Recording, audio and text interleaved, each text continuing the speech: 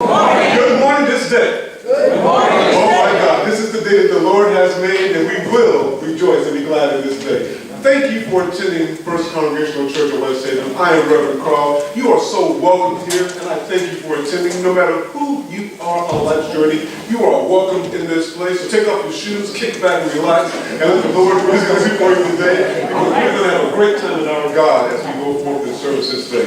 So we thank you for attending, and again, God loves you. God loves you so much. Amen. Go ahead, just leave it there. The question today is why? Why this? Why this message at this time? It is very clear for those who don't quite understand, and I'll give you a quick piece of why thus far. We just left the Resurrection Sunday, commonly known as Easter. We've seen how Christ and the disciples were unified after the risen Christ. But the person left out of the conversation is the Apostle Paul. And I needed to make sure that we clearly have all of the characters, so to speak, that formulate our Christian faith, what we're all about, so we can see the accumulation of all that formed what we classify to have as the New Testament. It is a disservice when we don't have a systematic understanding of what formulates our faith. The Apostle Paul is crucial to us having a full, balanced understanding of our faith. What we just heard is the conversion of Saul to the Apostle Paul. So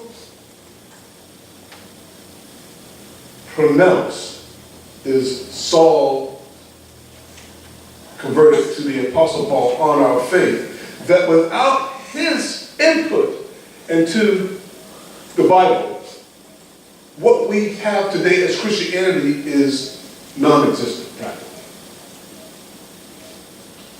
So 2,000 years ago, someone asked a question about this Saul.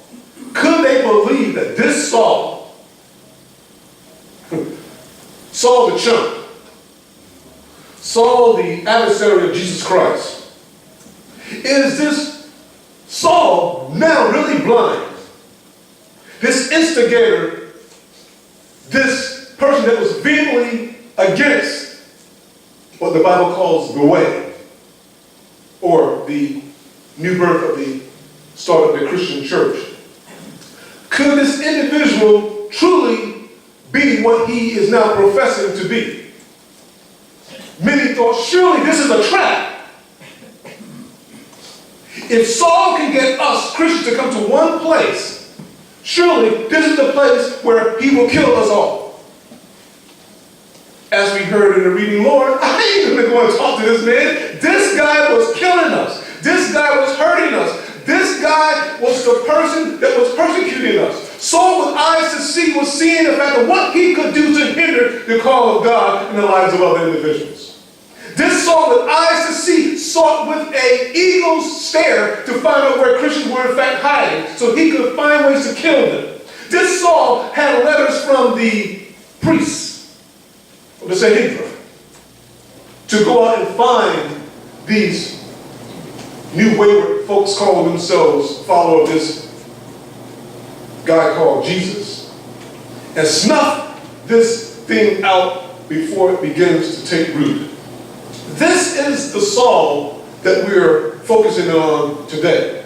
Knowing the fact of the conversion of Saul, being blind and now being able to see, is the central piece to the understanding here. Believe it or not, this is the person that set in motion the fact of evangelism to the non-Jewish people.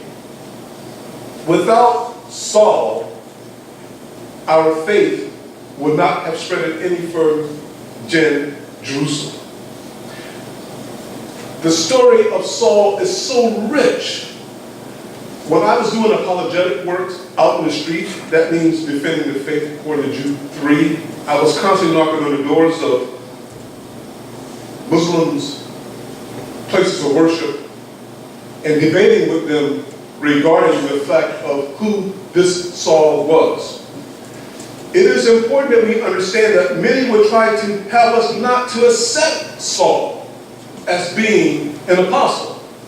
Again, that will not be something I will go into today. But the point I want to focus in on is the fact that being blind caused Saul to see.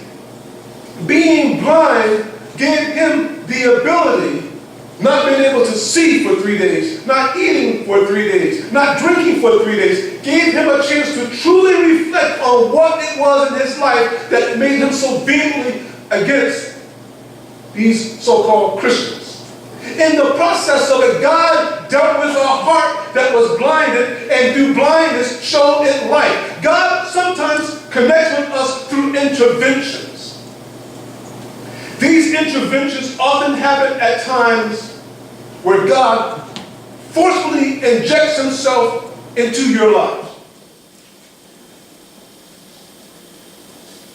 All of us, at some point, have had God intervene, forcefully interject themselves into our lives.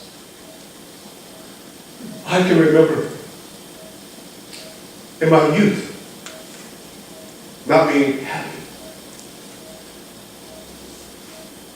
One of the worst summers of my life. I actually thought about doing some things to myself that was not what I would be proud to say today. Drifting through this life with pain until God intervened. God connected with me. God broke through all my pain, all my struggles, all my challenges, and showed me light. A youth that was surrounded in darkness. So I understand pain. I understand hopelessness. But I also understand light. I understand what the power of Christ can do. So this is the message of the Apostle Paul. So I ask you today, because I'm going to summarize this real quickly because of the time. What street are you on? Are you on Left Street? Or are you on Back Street? Or are you on Side Street? Or are you on the right street that leads you to Straight Street? I pray this day that you all will be able to be on the right street that leads you to Straight Street.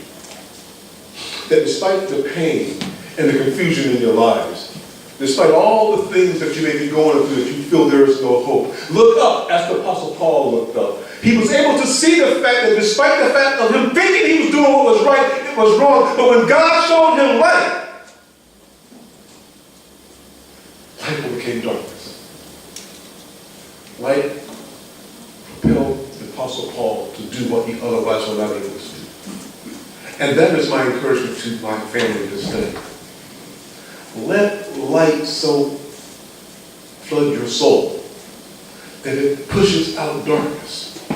The Apostle Paul has given us the key of how to overcome all our life struggles right here. If you get enough Jesus in your heart, and you open your heart up to the faith, and let the light of God surround your heart, God will mold you and shape you and strengthen you and encourage you. So despite the fact of all the mess you think you were going through, that God will give you the strength to be able to do those things, to give you the strength to make it when you feel you can't make it.